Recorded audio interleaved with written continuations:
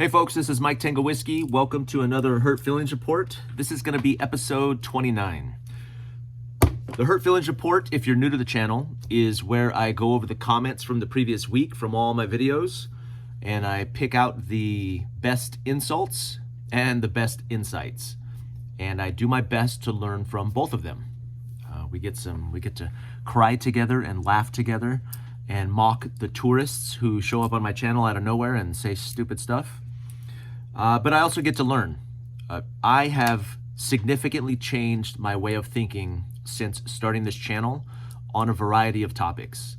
And it's largely been because of my interaction with people in the comments. So yeah, it's good. It's cathartic, it's therapeutic for me, and hopefully it's hilarious for you. So a little bit of an update on the channel. Where are we at? We are at...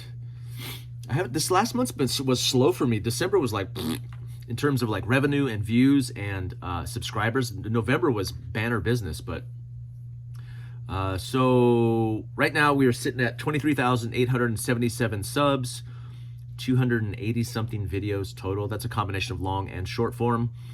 So the videos that I put out this past week since the last Hurt Feelings Report last Saturday, they come out every Saturday, by the way. How to prepare for the coming AI tidal wave. So I did a little bit of a debrief on CES, the Consumer Electronics Show from a couple weeks ago. I did a video on the Maslow's hierarchy of needs and how it can help prepare us for the mind of the mob.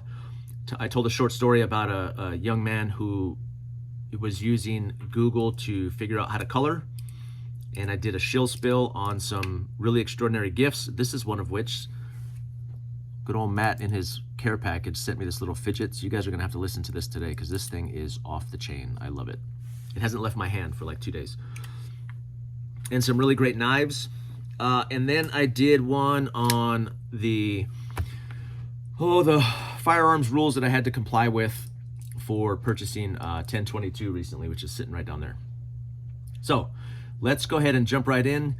If you see your comment get a heart off to the side, that probably means you have made the Hurt Feelings Report, okay?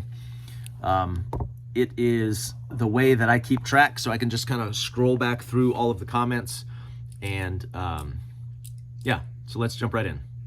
So this was a comment on my prepare for the coming fight video from about 3 weeks ago. Jewish Chestnut One, these names are hard to... If you voted for this BS, you reap what WTF you sow. Don't complain about things you brought on everyone. Do something about it or stop showing that BS tread on me flag because Trump didn't tread on it. He stomped on that shite. Well, tourist, thank you for your comment. I know you're a tourist to the channel because you said that I probably voted for that. And that means you're new, because if you knew better, you'd know that I don't vote. And ergo, if you voted for that, you brought it on everyone. So if that's accurate, if you believe that, then the fact that I didn't vote for it means that I didn't bring it on anyone, right? I'm one of the only innocent parties because I didn't vote, right? That's some George Carlin logic that I happen to agree with. So, but I know what you're saying. Trump he is going wild, man. I know a lot of people support Trump, and I know a lot of people who support Trump, but that dude is doing some wild, was that Johnny Carson? Some wild stuff. Yeah, he is. I feel like he's making up for lost time from his first term. First term was like, what can I do? What's allowed? What's possible? This time he's like, ugh! like the emperor blowing like lightning out of his fingers. Yeah, so we'll see. Definitely stoking the flames of chaos. Whatever the goal is, the result is more chaos. And I can't help but think like there's a lot of people who were on the Trump train who should, if they're objective, who should now be reconsidering some of that stuff. Watching what's going on, that even like anybody who loves freedom, anybody who considers themselves like a libertarian or a nonpartisan or whatever, you got to be going, I don't know about that. like you should at this point, you have enough information to make you think twice. And again, I don't believe in left or right, blue or red. I think it's up and down, right? Remember, I say this all the time. It's Coke and Pepsi. They both rot your teeth and they both give you diabetes, right? The diabetes. So more debt, more war, less freedom. And we are full steam ahead in that direction. We were that full steam ahead with the last guy. We're full steam ahead with this guy. Doesn't seem to matter to me anyway who sits in that seat. So just this is every day I'm like, whoa, is that allowed? Can he do that? Is that a good thing? Is that possible? Can roving bands of masked agents just grab people off the street? You know, show me your papers. If you don't, we smash your window and drag you out of your car because you might not be who we think you. Wild stuff, man. Look, there's plenty of video. Check it out. Okay, this is from one of my members because this is a video that's coming out this week about some situational awareness tactics. Country Trumpkin says, criminals are simply opportunistic. If you present as an opportunity with low risk to high reward ratio, then you are going to get taken. Obviously, situational awareness is based on your location. And if you're a 75-year-old woman clinging to a purse on the bus all by yourself, you are presenting as a potential victim. The idea that I put forth in that video, and I don't want to give away the milk for free here, but it wouldn't. That strategy is for the most part, for a relatively average, able-bodied person, like somebody who is not as capable, like an old person or something like that. That probably would be bad advice that I give in that video. So that's a good point. But this brings up another point. So I'm gonna do a video on, I've been talking about doing a gray man video forever. And then I changed it to beige man because I was copying my friend over at Civilian Preparedness. Because I was like, gray man. And I've been thinking a while, months, about this concept about blending in and not standing out. And I've watched a lot of videos. I've read a lot of articles and things on what gray man is and what it's supposed to be and what it's intended to. It doesn't make me, I don't know if that's the answer. That's why I'm having trouble making the video. And the video is not going to be, hey, what color to wear, which originally it was going to, what color to wear to make sure you don't stand out or that you blend in better. I think the answer, as hard times are coming, may be to stand out in a way that is a deterrence. That's not gray man. We'll have to call it something else. Of course, I'll come up with a new acronym to describe it, but yeah, I don't know if gray man is the way to go anymore. Gray man works when the social fabric is intact. Gray man works when everybody is doing what they're supposed to. Gray man doesn't work when everybody is just doing whatever the hell they want to, or when the mob is in control doing what mobs do. Gray man will not matter, right? Maybe the answer is just to present a hard target at all times. So there's a great channel that I watch. This guy, he's in Germany, and he like does these walkabouts in Germany, like showing all the crime and all the stuff that's going on there. And people are always like accosting him, like, why are you recording? What are you doing? What are you doing? And it's just him and this other guy, but they're confident, their heads are up, they're looking around, they're like, hey, what's up? You know, they don't shy away. And they get rocks thrown at them sometimes, but it's not like they don't get attacked like a real attack. Maybe that's the answer, because the places they go, they're surrounded by some pretty hard dudes, and they talk a good game, but they don't do very much. So anyway, okay, I put out a video on buying my 1022 about all the rules and regulations. This guy says, Firemaker117 says, you can still get a muzzle loader kits in the mail, and the Zeus air rifles are essentially compressed air 12-gauge shotgun level air guns. Now, why is this great advice? Well, as far as I know, don't quote me. I need to talk to Washington gun law, muzzle loaders. But as far as I know, you don't have to, an air gun, muzzle loaders and air guns are not considered firearms in the same way that regular firearms are. They're not subject to the same level of regulation and scrutiny. And I've said this before. Yeah, like I saw a guy selling a muzzle loader on Facebook Marketplace, and I was like, wait, can he do that? But it's not considered a firearm. And it was like $100 face to face. So you could just walk up and like shake the guy's hand and give him $100. muzzle loaders one shot at a time, but you can still hunt with it. It still could be, you know, an alternative if you have trouble getting regular firearms, but also air guns. So these air rifles are, the technology on the air rifles is getting to the point where it has lethal capability. Not just for like varmint, but even up to like little rodents and, you know, squirrels. There's channels out there where they just shoot squirrels over and over, like slow motion with these 9mm air guns, and the squirrel's brains blow. It's totally sick, but it's kind of cool. It's a great channel. He's just like killing rats and squirrels, you know. But air gun technology is getting to the point where it is a viable option for lethality. So yeah, I'll have to look that up. The Zeus air rifles, that's a brand, I guess. That's pretty cool. 2A video, again, all caps, Rebel Star. This is another guy that's yelling at me. Hopefully, I haven't talked about him before. There was one guy that wrote to me that commented in all caps, and I said, stop yelling at us. And he said he was old, he couldn't see the letters, and then I felt like crap. So that's what happens when the people say, hey, I don't get into politics and I don't care what they do. And the politicians celebrate saying, hey, the people don't care. Okay, you must wear a fish on your head, wait 2 years to get a rifle, walk, not drive to your house and pay $5,000 tax stamp. Don't forget the fish hat. Kind of a ramble, all caps, no punctuation. You guys know how I am about grammar. So what is he saying? He's saying that when people don't vote, this is what happens. Okay. I feel like it still happens even when people vote.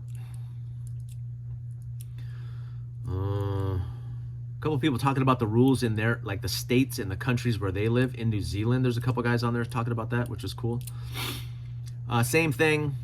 Country Trumpkin told me, repeat myself, move to Oklahoma. Lots of people telling me to move to red states. Or free states, whatever that may mean. This is the standard philosophy, right? Which I happen to agree with. You can vote with your feet. Move somewhere where the laws and the policies and all those things are congruent with what you are trying to do with yourself and your family. The business rules, the homeschool laws, the gun laws, all that stuff. Is it a more free state? There's a free state indicator too. It's like a map that shows based on a bunch of different laws that they have in that state. So I agree with this notion. It's just, it's easier said than done, you know? I have a big family and we're all kind of locked in here, but we are thinking about it. We are planning on it. It just takes a little bit of time. I just hope I don't run out of time before, which I feel like I might. But then someone responded to that, said no jobs in red states. That's why nobody wants to live there. Worst schools too. Yeah, I don't think that's true. And I'm not even like, hey, pro red state, I'm pro free state. I want the state to leave me alone. And some states are much better at that than others. But I gave him a citation from the IRS census like 2 years ago. And it talked about the massive number of people moving to red states. Like millions of people moving from blue states to red states. Who gained the most population and who lost the most population. So people are moving to red states for those reasons. It kind of started during COVID. That's when I saw it start. And schools don't matter because me and my family homeschool, so I don't care what the school does. 2A, same video. This guy says, complaining about rights makes you a liberal. Is that true? I don't know. I said I'm post-political, man. It's not left or right, it's up or down. Tourists around here end up in the HFR. Mr. Long Defiant. Long Defiant. Yeah, how dare you. And then the red state comment came from CK other letters. I don't know. 2A video. All those Second Amendment folks cheered on the tyrannical government we have had for the past 12 months. That's probably true. I mean, a lot of the stuff that's going on, a lot of Trump supporters, and I have talked to people who supported Trump but don't currently support what he's doing, but I already kind of commented on that. There's a lot of back and forth going on in this comment, but yeah, you know, he's doing some wild crap, man. He's doing some wild stuff. And a lot of people on the left are like, see? So this goes back to voting. Like, you vote to fix problems, but sometimes voting causes problems, right? So if you don't vote, it's your fault because you didn't vote. But if you voted, then it's like, oh, it's also your fault because you voted for the. I'm telling you, we're screwed either way, man. It's not left or right; it's up and down. Same video, 2A. This guy's being sarcastic. He goes, "That's a lot of His Royal Highness 68. That's a lot of firepower. Are you sure you can handle that much kickback? Perhaps start with something more suitable like a pellet gun or a slingshot." I said, "I'll do my best." Oh, he responded, "I'm sure there's a cookbook dedicated to squirrel meat, perhaps pigeon stew after the collapse. I'll stick to my MREs and bison." This guy must be a tourist, right? Although I haven't talked much about what weapons I own and what weapons I don't, but I didn't have a 1022, so like just calm down, guy, okay? 2A video. Andrew Garrison says, "First of all, congratulations on your new purchase. I'll go one to say I thankfully live in a free state, at least for now. I had a big box license. Let's see. I've also had to walk out of the BS store, BS, blah, blah, blah." Oh, this guy said, so I told the story about being escorted out of the store with the 1022, and he goes, "I've also had to walk you out of the store, BS, but I thought it was funny because I already had a loaded firearm on my hip."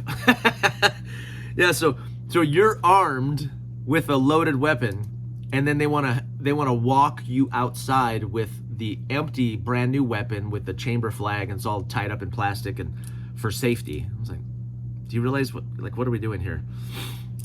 Yeah, that's hilarious. It's an open carry state, so you have like a rifle slung over your back, and they're like, "We have to walk you out, sir." Same video, 2A. "Sir, it's not the store policy or state law, it's the freaking nutcases and criminals out there that made the rules necessary." Yeah, he goes on to say, blah, blah, blah, blah, "But I'm okay with that because it keeps the amount of illegal weapons in circulation low and our streets somewhat safer, and appreciate that because I got kids." Back in the day, yeah. Yeah, I don't know that it does. I know there's a whole argument back and forth about gun laws and that, but criminals, I come from a family of criminals. Criminals tend to not follow the law. Criminals tend to not really care what the law is. They just don't. They don't abide by it. There are no criminals walking into a sporting goods store and filling out a 4473 and then walking out the front door with you. That doesn't really happen. And even like the gun show loophole, those aren't criminals either doing that. Like, yeah. I've been in the 2A space for a while, and I don't see it that way. 2A, I talk a little bit about the rules. The chaos is due to abject and intentional conspired plunder. This is Adam. Adam knows what's happening. To finish the plunder and install the digital new order they need of total disarmament and eventual total censorship and surveillance. Total. What's coming is complete, inescapable slavery. We are at the last of potential free men on Earth. We are the last of potentially free men on Earth. Also, to commiserate, I just bought a 4570 lever action. Found out it's 10 business days, not 10 days. Include the holidays. He waited 3 weeks for that rifle, for a cowboy rifle. Yeah, there's no mass shootings with like a lever action, right? I don't think so. Same video, laugh out loud. In Tennessee, I bought my AR-15 online, met the guy at the gas station, and shot it out behind the gas station. Do you know what the people did? They said, "Nice AR." So the people in the gas station came outside and was like, "Hey, that's nice." That's Tennessee. Oh. Yeah, someone said, yeah, Tennessee barf. So this is Secret Stuff 1. He's the one that put that comment. He says, haha, the best weather, 50 degrees right now, cheap gas at $2.30 a gallon, great fishing and hunting, the best gun laws, and so much more. Oh, one more thing. My house and 3 acres taxes are $310 per year. Yeah, a lot of the people that are telling me to move like if I move next door to Idaho, it's freer, that's for sure, but it's hella expensive. It's very pricey. So people keep telling me, go out go out east, man. Go to the South or go to Oklahoma or Arkansas. I'm not a fan of the South really in general, but who knows? You may have to. I mean, those land prices are hard to beat. They're hard to beat.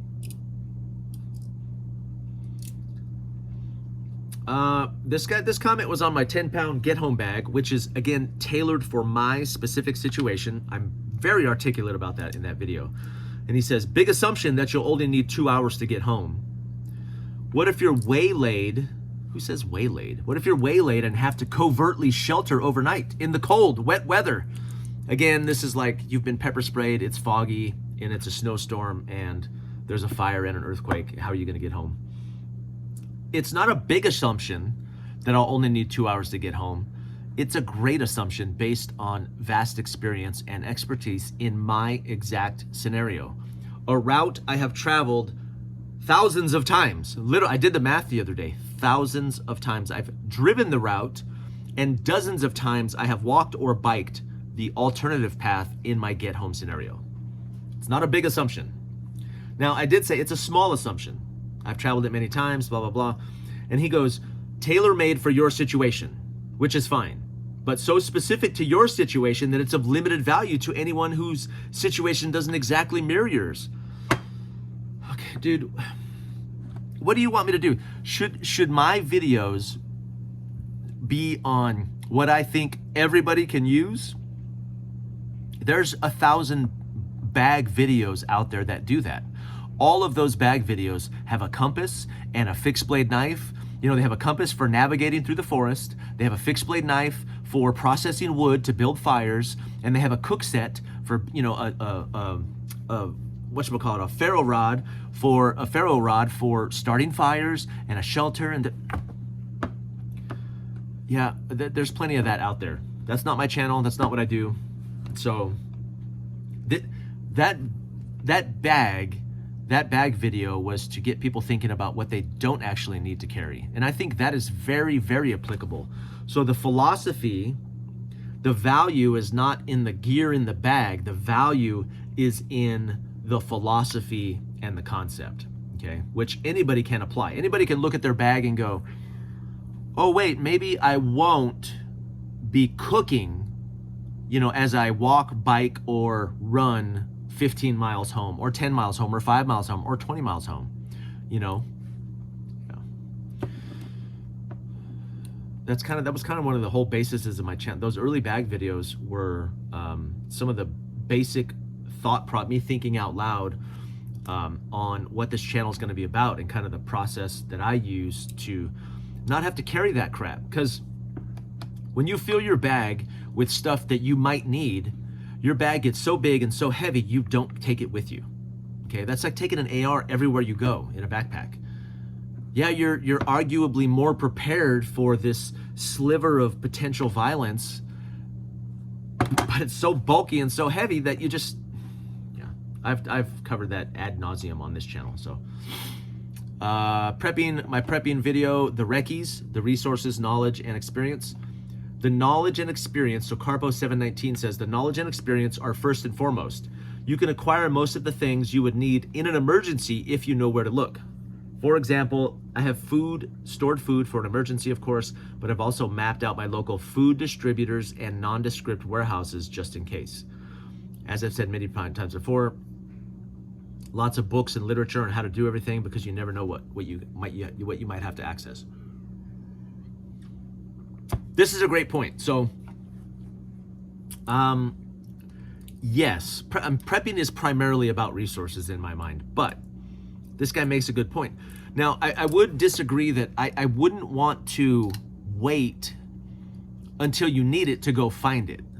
Like, and there are some examples of where that probably wouldn't work. I think food and water for sure, those kind of resources, shelter for sure, wheels to move for sure, but things like comms, like radios, like you can't wait till an emergency to go, okay, we need some radios to stay and connect.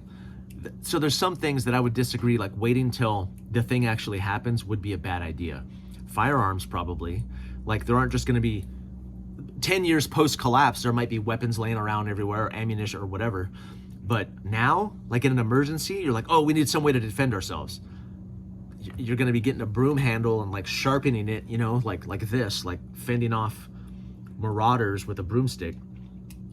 But I do like, so I've also mapped out local food distributors and nondescript warehouses. Yes. Being aware, so that I consider that part of the knowledge piece. So if you don't have the resources yourself, have access to those resources. So knowing where water is, knowing where food is, knowing where all of those things, these nondescript warehouses, like in an emergency situation where you have to seek shelter because of weather or because of crime or because of danger, yeah, knowing what those resources are along your route and in your area, that's great advice. I completely agree with that.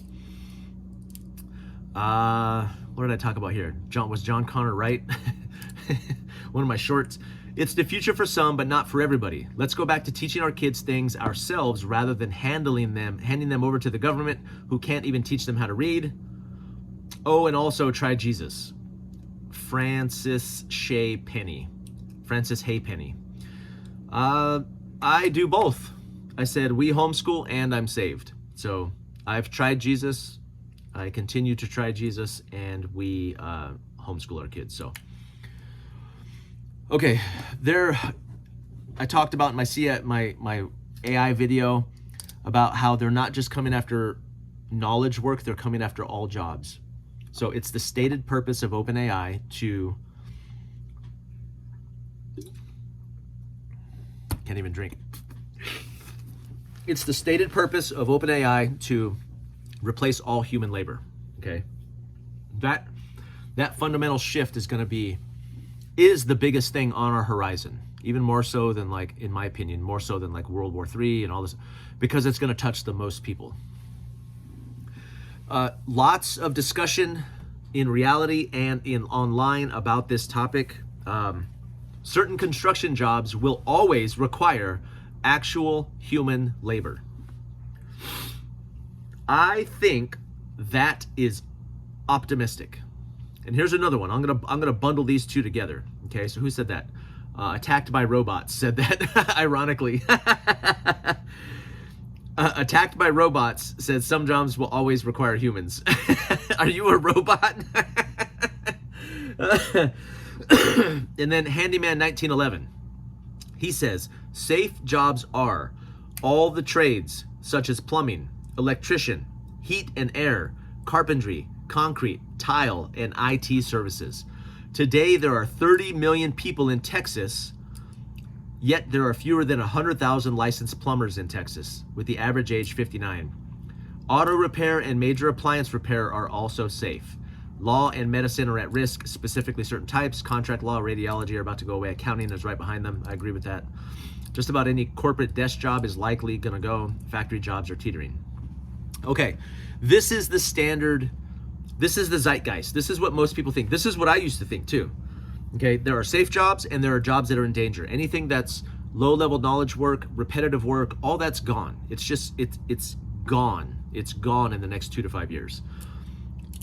But all the technical stuff is safe. I just had this exact conversation. I'm gonna do a whole nother video on it with some people in the sauna.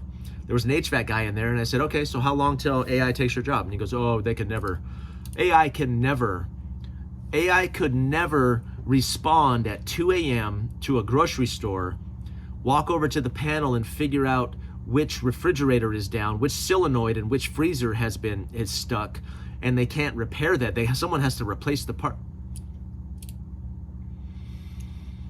And there was another guy in the sauna that said the same thing.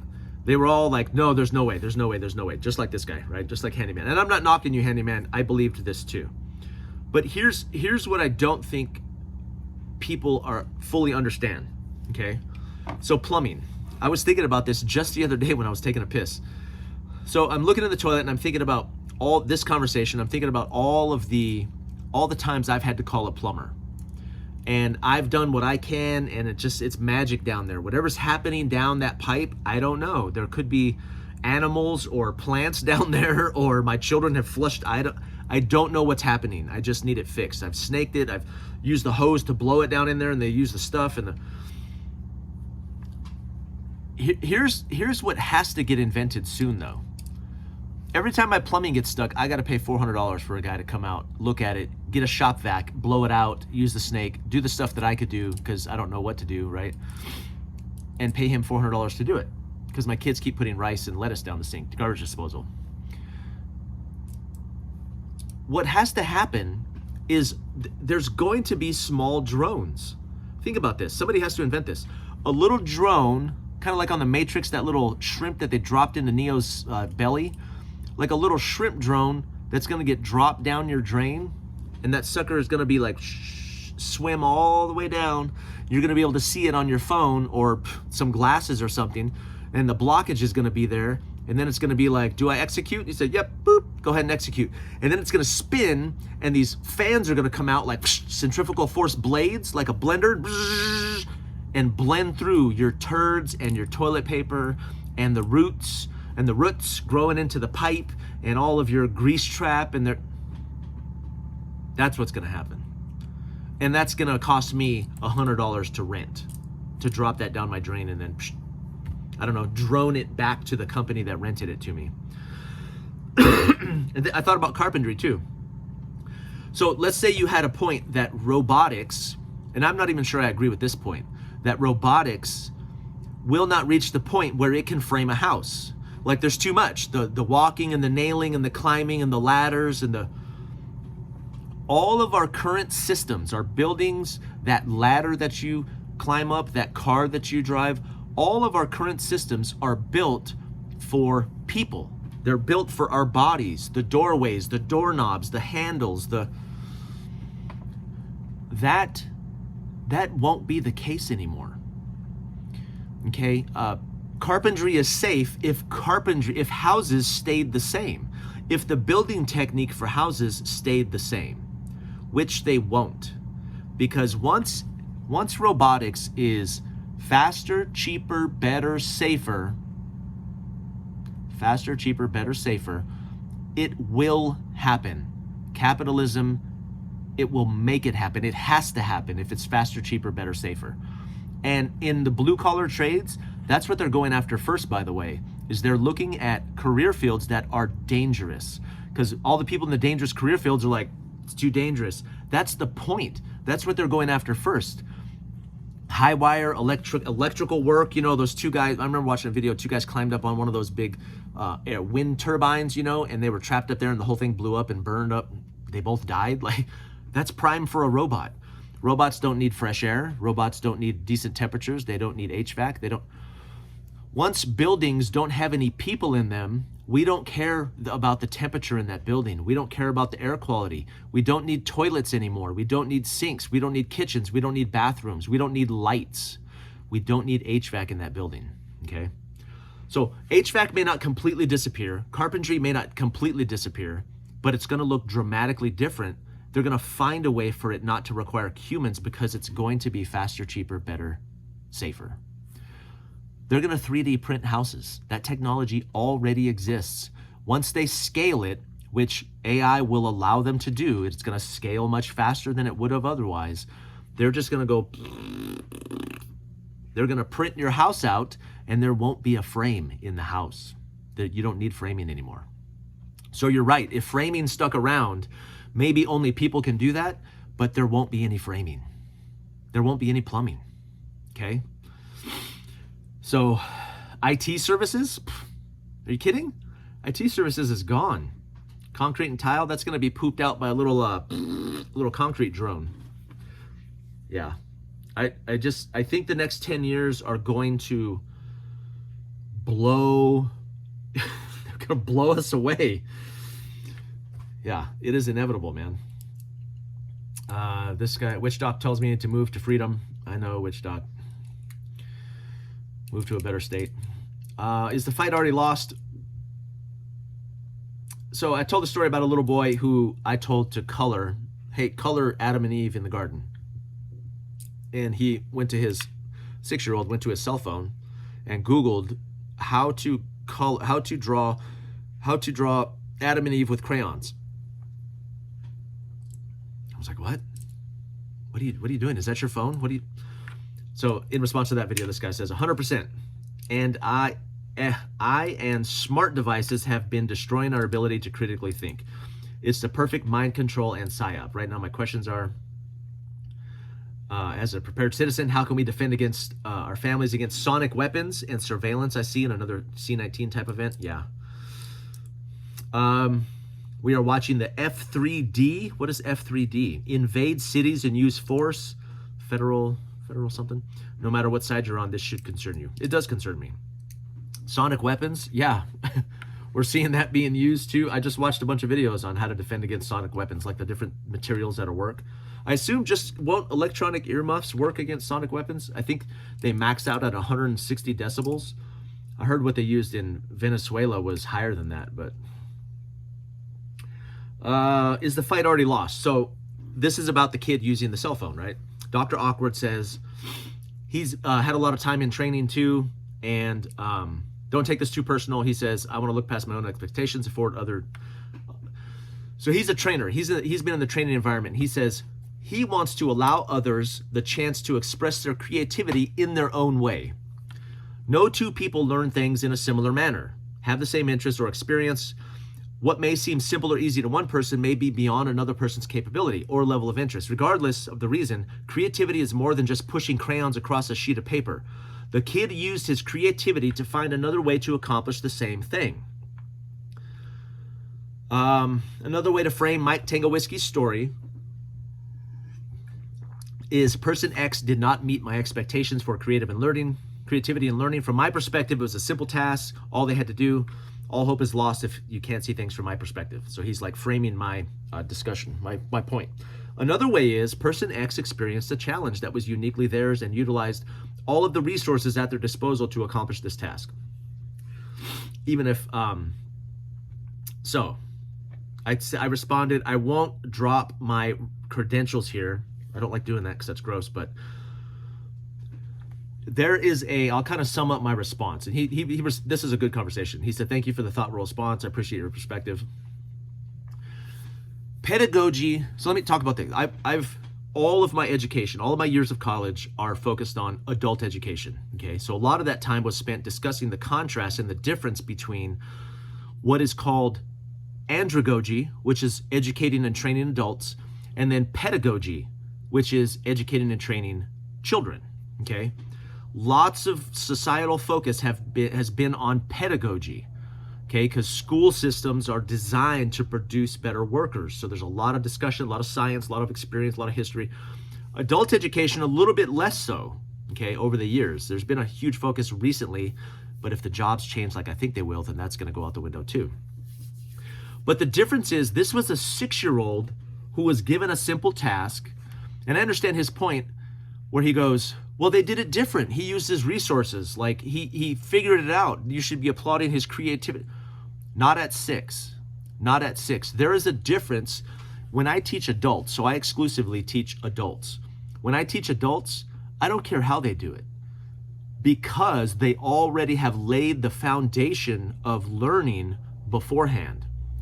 When a 6-year-old does that, that is a formative period in that child's life where that's going to cause some problems. If he is not capable, there's a lot of science and research on this where it's the struggle with the idea that produces the foundations of learning. Okay, if that 6-year-old can't do it on his own, later on when he grows up, he can choose different paths because he already has that fundamental formation of learning from his youth. But that's not happening with our kids today. What they're doing is they're leaning on the tech first and only. He will not be able to go outside of that. That adult can choose a different path. Now, they may choose the tech because they're lazy or whatever, or it's the most expedient, it's the best use of their time. I get all of that, and I respect that. Not with kids. Not with kids. I do not train my children the same way that I train adults. The adults have a level of autonomy that is not present when I'm training children, and it's for very specific science-backed purposes. So pedagogy is dramatically different than andragogy. It requires an entirely different approach. The big difference is what should happen during the formative years that will lead to a foundation of learning in adulthood. It's kind of like, this comment was going to get long, but it's almost like Picasso. So Picasso was my favorite artist. He was so prolific, did so many things in so many different areas. His Cubism phase. Now, if Picasso had started with his Cubism phase, like a lot of artists do now, they start with abstract art. Of course they do, because it's easy to do, right? They don't start drawing hands because hands are difficult to draw. Picasso moved into Cubism after he had mastered all the other stuff. He was a master of the human form. His early work from his youth, like his teenage years, is amazing. Like his pictures of birds and people and portraits, and he could already do all the things. And then he chose to do these kind of off the, unique, different perspective thing. I respect that. Somebody who starts drawing circles and squares, and says, look, I'm an artist. I started with abstract. Show me a hand. Draw me a hand first, and then I'll be like, great circle. So, yeah. I think it's different, and I think it's going to damage. I think we're going to see the damage soon.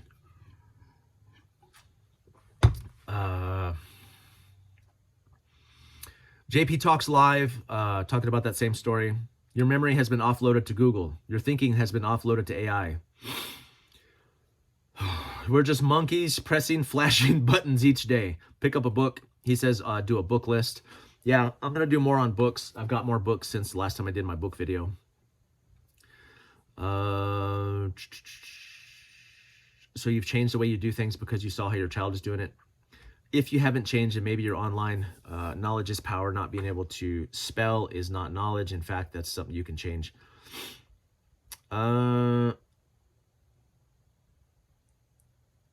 Yeah, I wasn't sure if she was saying me, I need to change the way I do things because of that, but that the kid in that video wasn't mine. So, yeah. Okay, here's another job video. AI is taking all jobs. They can never take my job because my job is to destroy all robots. That's right, destroy AI robots. Just let me get this bucket of water right here and off we go. That's Brian Roy, 1112. That's awesome. I said, are you hiring? The Reckies, so my new acronym for my definition, focus on knowledge. If you have resources, other people with guns are going to take your resources. They cannot take your knowledge and skills. Yeah, but it would have made for a worse acronym. The Carries, the Reckies. So I get what you're saying, though.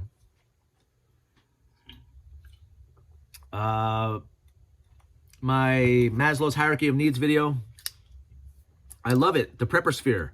Thank you for a logical way of explaining my prepping to my non-believing friends. By the way, how does one find a group without announcing up front that who you are and what you're looking for? Is there a secret handshake? There is, in fact. And I said, thanks. My recommendation is to get straight to the point and mention reptilians. You just got to test them right up front. I have a video on friendship, on preppers, how preppers can make friends.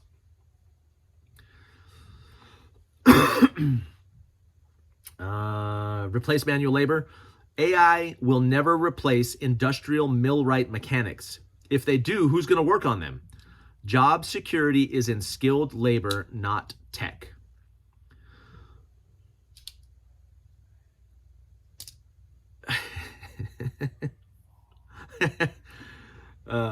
So someone responded, there are like 6 of you in the entire world.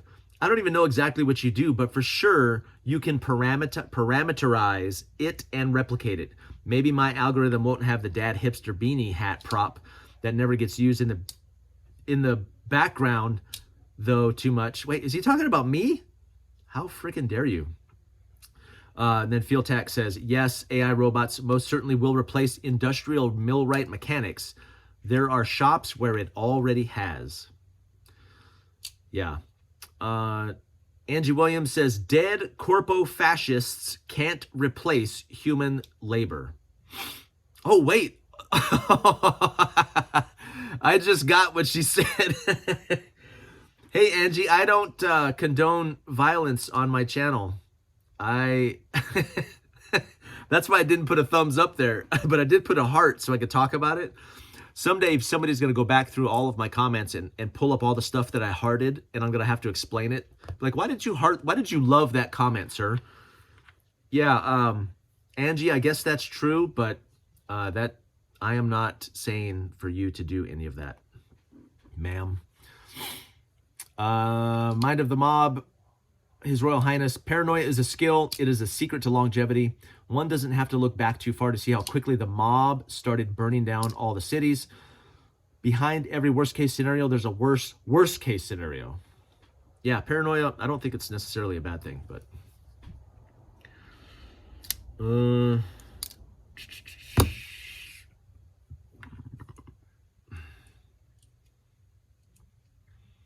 that's a good one. Okay, replace all humans' jobs. Still waiting for AI to fix my transmission.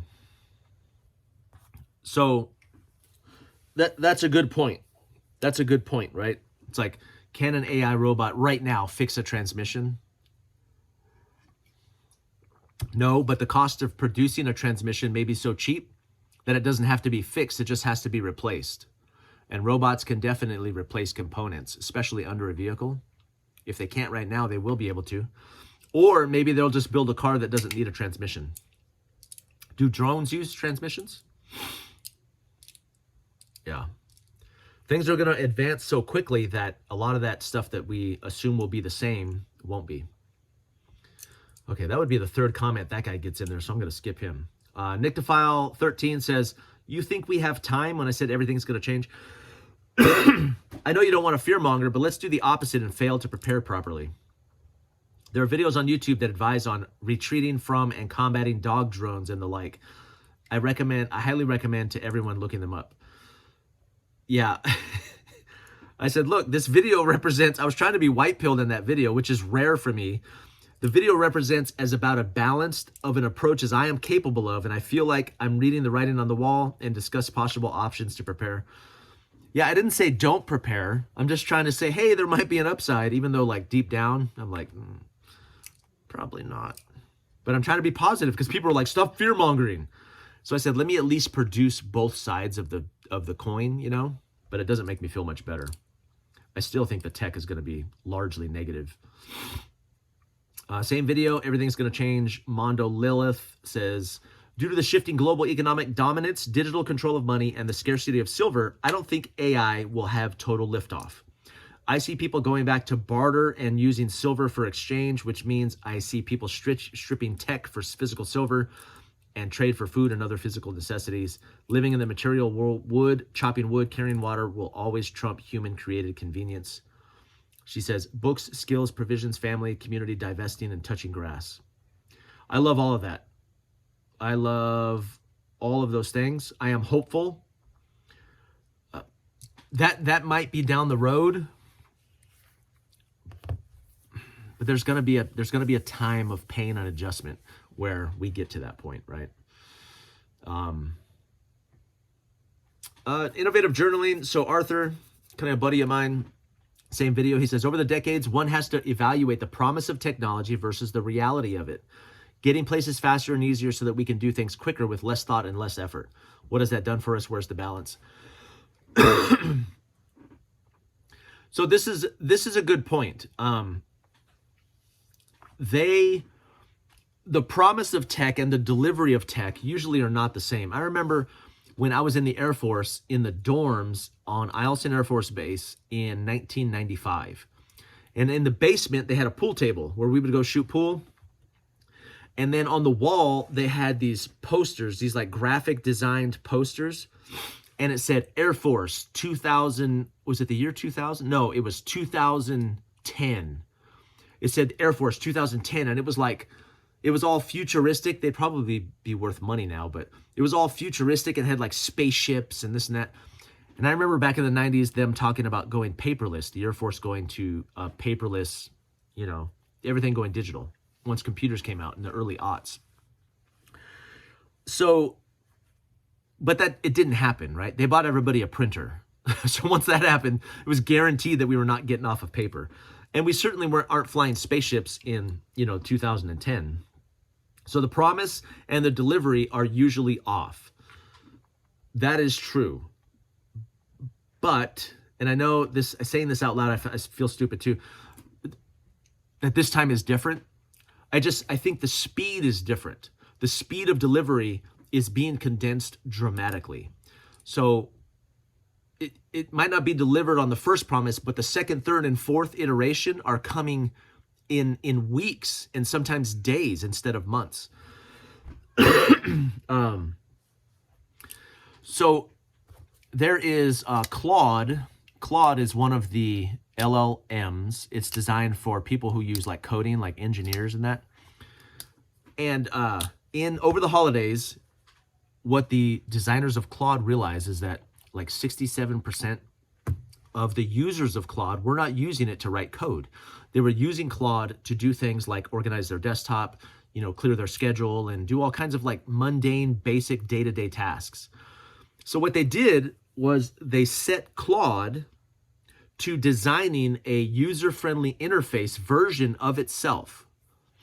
Okay, and Claude, not the people who run Claude, but Claude spit that new version out in about 10 days. It was a week and a half.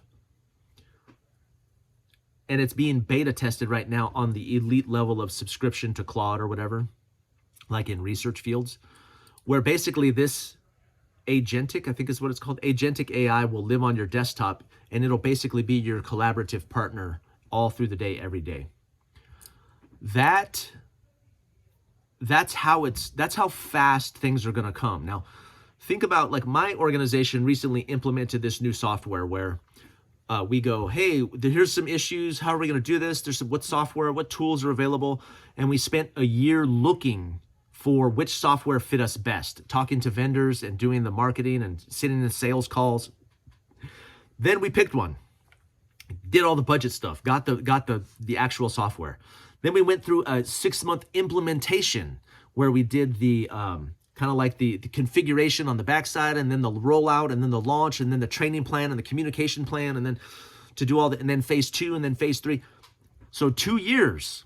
And then you pretty much have a year after that to train, to educate and train your organization on what it is, how to use it, how it can help, make sure it's being utilized, you know, work out the bugs, and that 3 years to get a new software and get it put in place.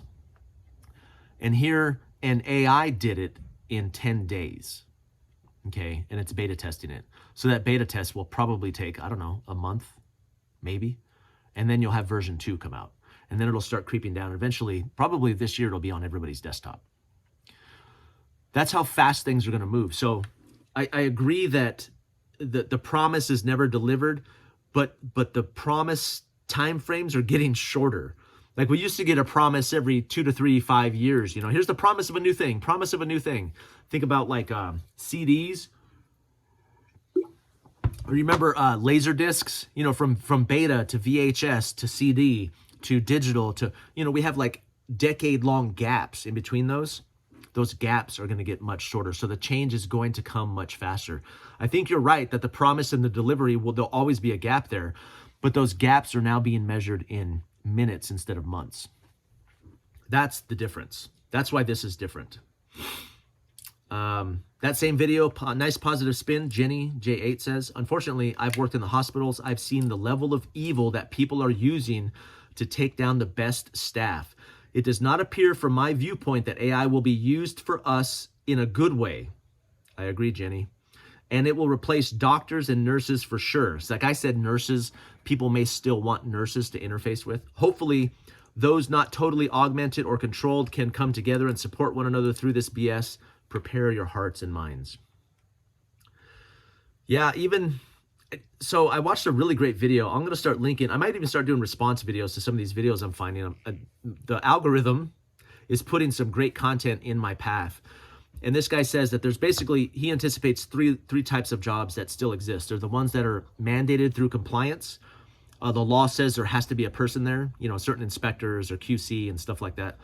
And then there's going to be a second layer where, and I forget what he called it, but where people still want humans. And I assume that nursing will be in there, at least some of nursing, like social work and nurses and therapists, where people will always still prefer a human, but maybe not. Maybe the robots are getting to the point where they still trigger the right, what is it, the dopamine hits or whatever, and it's good enough. You know, you think about, I haven't even really talked about what's probably going to do us in as sex robots. Like they're working, no pun intended, but hard and fast on really I don't know, super realistic sex robots. That's the death of us, right? Where young men are no longer going to, because it's faster, easier, cheaper, and safer, right? Like that. Once people start choosing that over real human relationships, we're definitely doomed. Like that, it'll just. And I haven't even really talked very much about that, but that's an industry where, if it's close enough, people will be like, nah, that's good, that's fine. So this is a good one on the boy using the cell phone. So Witch Doc, he says, some younger adults from church and my wife, I went to lunch. During the meal, the young lady asked me a medical question. So Witch Doc is a doctor. I gave the appropriate answer, and she immediately picked up her phone and began to type. I thought she received a text or something. No, she went to AI to check my answer. When she said, I asked if everything was okay. She said, well, you're right. I asked what she meant, and she revealed that the search engine said I was right. I couldn't help but be offended. Why even ask me then? Should I be glad that AI agreed with me? What if it had a different answer? Would I have lost credibility? I mean, I just asked these questions out loud because she tried to reassure that she wasn't checking on me. She was just looking it up. Still offended. I would have just said for her to ask her own doctor if I knew she was going to use AI, right? So I said, on one hand, I think the skepticism is good, but this is kind of a demonstration of, and they've been grooming us for this for the past few years. I remember probably a decade ago, I remember this big shift, especially in reporting, where as people move away from like God and faith, that what became their God and their faith, their source of faith, was studies. And there's this big move. Studies show in the studies. Can you quote your studies? Are you citing your studies? What studies are you, that the studies have become our single source of truth? And the fact is that those studies are coming from people, right? And what I can very easily see happening is when most of the research and most of the development in biology, in physics, which is already happening, where AI is better than the best people we have in those fields, all of the research is going to be coming from AI. And once we're already primed for saying, what does the research say? What does the research? And this is an indicator of the shift towards what does AI say? I hear this person tell, well, I don't know. Let me check with the single source of truth. That is going to happen. That is going to happen. Let's see. Maybe the purpose of advanced robotics is to replace the professional athletes who are given outrageous contracts, major salary, and benefits in that arena. Me and my wife just had a conversation about this where I don't know. Like, will we watch a robot NFL? I don't watch any sports ball. I already think it's a waste of my time. Robot sports ball would be freaking awful. I would probably be willing to protest that if anybody wanted to. Like, stand outside with signs like, robot sports ball sucks. What is this game called? Like, how many points do they have? That's pretty good. So, sports ball, I think sports ball is dumb anyway, but will people still prefer, I would hope that that's one of the areas where humanity still has, I don't know, where we can still perform for, that sounds so gross, where we can still do our shtick, we can still do our song and dance, make some money if we're pro athletes, which none of us are for the most part. But I wonder if people will still, like, the struggle and the triumph and the, or will it just be robots and they'll be smashing all records everywhere, all at once? I don't know. Good buddy of mine, Clay, he told me, so Clay is a friend of mine from way back. We were stationed in Korea together, and he sent me a message. He goes, we need to bring back our sunlight in conversation. So me and Clay, because in Korea, you can't bring your family, so we were familyless. And we would go to the Sunlight Inn, which was like this community center on base. And we would just play video games, watch TV.